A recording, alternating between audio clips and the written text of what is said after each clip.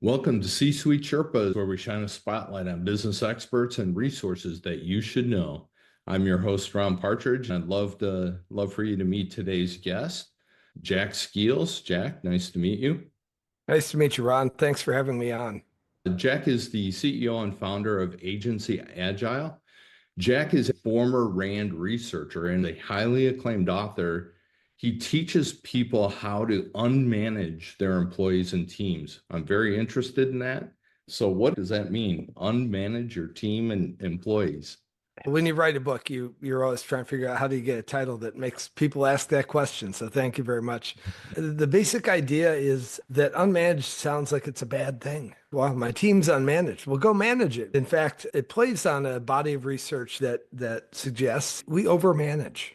We do too much managing. We do things we think are managing that actually aren't. They're just doing things. In the book, I progressively take, starting with a great story, my personal epiphany on the topic, through the research and how we misunderstood management for the last 100 years, Hmm. including a bunch of handy techniques for things you can start doing right away. And then, of course, if you want to actually change your whole organization, you probably want some help. And that's what we do for a living. So.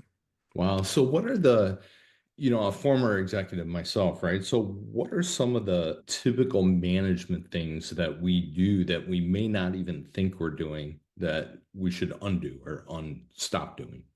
Do you think managing, the act of managing, what we call the managerial intensity, the amount of time you spend doing managerial things, do you think that increases productivity? No. The more you manage, the less productive the organization is. Most managers think calling meetings, stopping by and asking people status and whatever, all those things actually increase productivity. And there's a pretty solid body of research that says no, it doesn't actually, especially in knowledge worker environments where people are trying to use their brains to do the work. They call a meeting and the factory line stops for an hour. So the act of managing is contrary or the opposite of productivity. If you could get every manager in the world to realize that every time they take a managerial action, they're probably reducing productivity, okay?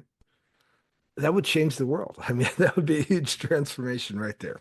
So, how do you get men and women, how do you get leaders to actually make the trip? Like, how do you prepare them? Because I'm imagining myself hearing this as I'm in the act of leading an organization, and I'm pretty focused, right? And I've done what I've done for years.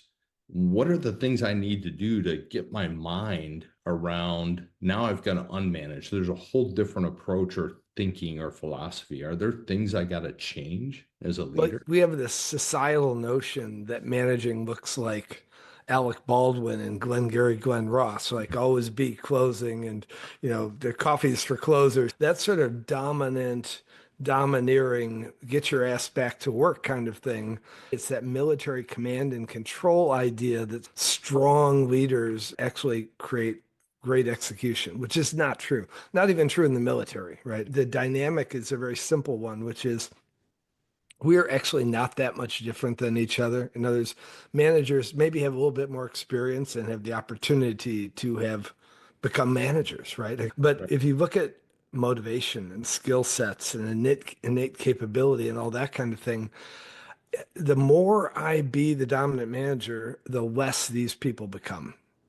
And so if I have 10 people reporting to me and I'm very dominant, I have about 5 or 6 people worth of productivity left over when I get done with my dominating stuff, right? And so this is a wrap. I know we only have limited time on the No, show, no. but the real measure of the manager is how much productivity comes out of the team, right? Right. In other words, if I can get everyone working all the time and don't need to do anything at all, I'm the best manager in the world, even though I may be uncomfortable with doing nothing at all. Right? Hmm. That's the mind shift, right? You need to be happy with looking like you're lazy almost, right? Well, and that brings me to a Japanese saying I learned through my early years, which is try to be lazy, meaning find the best way to get things done. A lot of this stuff came through Toyota Production System, J. Edward Deming, Taiichi Ono, all those guys in the 1950s and 60s, where they said, we don't have enough eyeballs to keep an eye on the production line. Why don't we have the people on the production line use their eyeballs? And that was a transformative idea right there. Right. Which is an amazing concept because you're right. As a leader, if I'm not No, adding no, no. value, I feel like I should be gone. No, this is the problem. Work hard to get that promotion. That's how Yeah. I get rewarded as a worker. I get that promotion, and all of a sudden, my job is the exact opposite of what it was.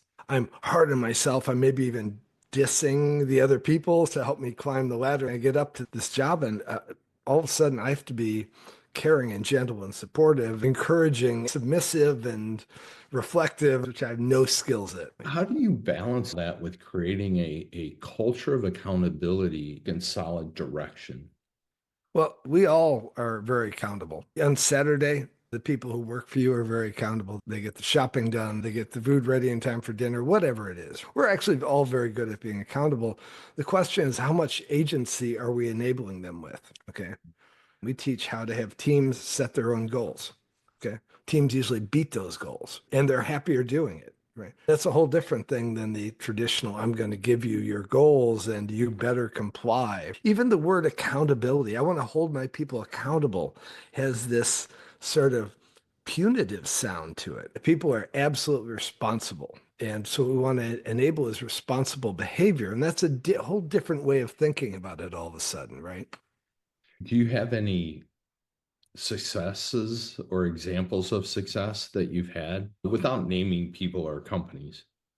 Oh, yeah, we have tremendous successes. The typical company that works with us, we'll see about 30, again, this is a knowledge worker environment, like a software shop or anything professional services oriented. We work with advertising and marketing agencies. We work with large corporations that are doing multi-project environments. You see 30% improvement in sheer productivity, how Hmm. much work gets done. And you'll see the quality of the work goes up as well. And then the third thing, which is so amazing, is people are happier. So you're getting more, people aren't working harder. They're actually just enjoying getting the work done. What's the worst part about being a worker at most companies these days? It's almost impossible to get anything done. Okay. Right. And so the bravest person in the whole company is the worker who comes in every day thinking that if only I could just get the stuff done today, right? The whole organization is structured in a way that is managers interrupting, pulling them into meetings, changing priorities, all that kind of thing. The whole organization is structured in a way that makes it a crazy game. That's very insightful, actually. How do you see this? How do you see this field evolving over the next 5 to 10 years? For me, it's relatively new. Do you see this becoming more of a norm, or do you see other things coming in and going a different direction? Well, it's tricky. A lot of the mentality that we need to get rid of comes from the factory era, where we had illiterate factory workers, maybe even not English as a first language kind of thing. And so you had to tell people what to do and horrible working conditions. They had to threaten them and all that kind of thing, right? Not that it worked, but that's what people did. Now everyone's talking about AI, but AI is going to change the nature of the worker. In other words, the AI is going to make it so easy to replace trivial worker functions. It's been happening all along, right? We don't do double entry bookkeeping on paper now because we have QuickBooks. There are two islands where the rising tide of AI will take a long time to get to. One of those islands is innovative thinking. The GPT tools right now can't tell you an answer to something that's never been answered before. Mm. All they do is they steal the answers from the internet and put them together into a likely answer. And for trivial things, it's pretty good, right? But when it comes into doing something we've never done before, projects that are complex and that kind of thing, that's an area that humans will still be in. The question is, how do I manage people who do that kind of work, right? Right. And it turns out even more so, everything we talk about in the book are the techniques you need to use. The second area is this, what we call the messy real world. And the messy real world is where, for example, I need blood samples from indigenous tribes in Central Africa. And there's no AI for that. Okay. In fact, there's no email you can send. Somebody's got to go there on the ground and talk people into doing this. Eventually, those blood samples, when they're collected, do end up being into the machine and the automation, and the AI can do something with them. Interfacing this massive automation that our society is becoming with the real world is another human skill. But Right. this also takes initiative. You can't say, hey, I want you to go to Botswana and da da da da. You go, hey, go to Botswana and see if you can figure this out. That's the ultimate empowering manager. Like, I trust you. You're our person. Go get those blood samples. Let me know what you need. Yeah, that's fascinating stuff. So I'm going to change it up a little bit. I'm going to give our viewers a chance to get to know you at a different level, a little more personal, not too personal, I promise. I'm going to ask you some lightning round questions. Sweet. Just answer that comes to mind. Ready? Yep. All right. Coffee Seatbelts or on. tea? Coffee.